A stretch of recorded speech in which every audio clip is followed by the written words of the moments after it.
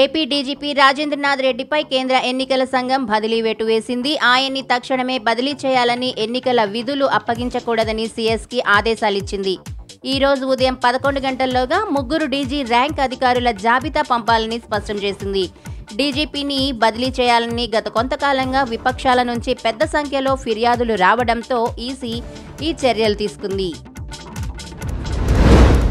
మంత్రి రోజా వ్యాఖ్యలపై Jabardasth comedian getup scene స్పందించారు. తాను పవన్ కళ్యాణ్ తరపున స్వచ్ఛందంగా ప్రచారం చేస్తున్నామని స్పష్టం చేశారు. తామే స్వయంగా ఫోన్ చేసి ప్రచారం చేస్తామని చెప్పామని, అంతే తప్ప తమను ఎవరూ రమ్మని ప్రత్యేకంగా అడగలేదని వివరించారు. పవన్ కళ్యాణ్ పై అభిమానం ఉంది కాబట్టే జనసేన తరపున ప్రచారం చేస్తున్నామని వెల్లడించారు గెటప్ సీను.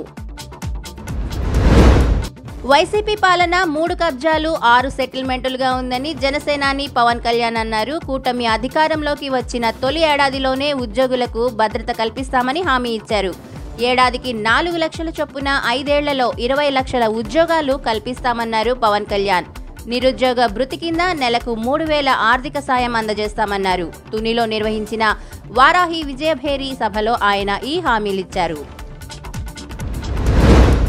దేశవ్యాప్తంగా సంచలనం సృష్టిస్తోన్న జేడీఎస్ ఎంపీ ప్రజ్వల్ రేవణ్ణ అశ్లీల వీడియోల వ్యవహారంపై సిట్ దర్యాప్తు ముమ్మరం చేసింది.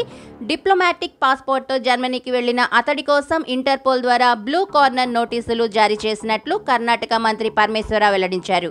త్వరలోనే అతడిని ఇండియాకి రప్పిస్తామన్నారు.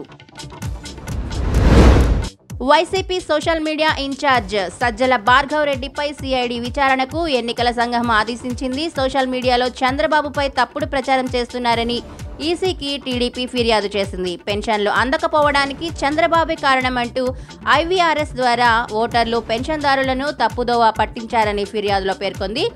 ఈసీ ఈ విషయంపై విచారణ చేసి నివేదిక ఇవ్వాలని సిఐడి డీజీని ఆదేశించింది.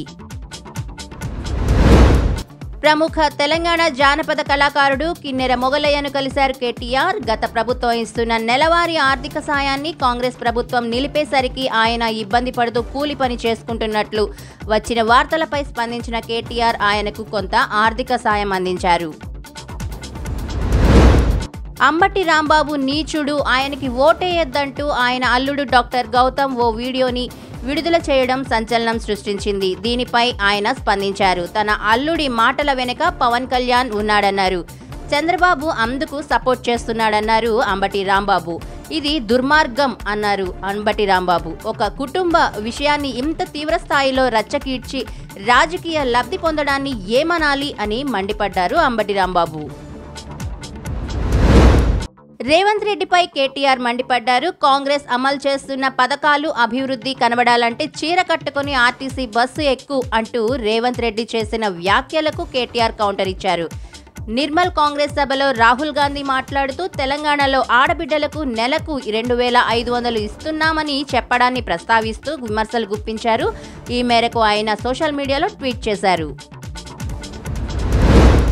కేంద్రంలో మూడోసారి బీజేపీ అధికారంలోకి రాబోతోందన్నారు కేంద్ర హోంమంత్రి అమిత్ షా.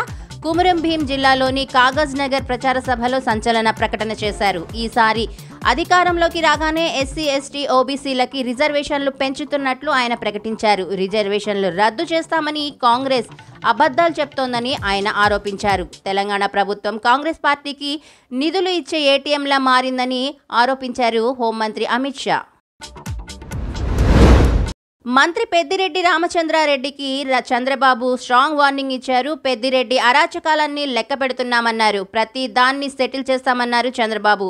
పెద్దిరెడ్డి ఆయన కుటుంబ సభ్యులు భూ దోపిడీకి పాల్పడుతుంటే ప్రశ్నించొద్దా, చూస్తూ ఊరుకోవాలా? అంగళ్ళు ఘటనలో నాతో పాటు 600 మంది టీడీపీ నేతలు, కార్యకర్తలపై కేసులు పెట్టారంటూ ఫైర్ అయ్యారు చంద్రబాబు.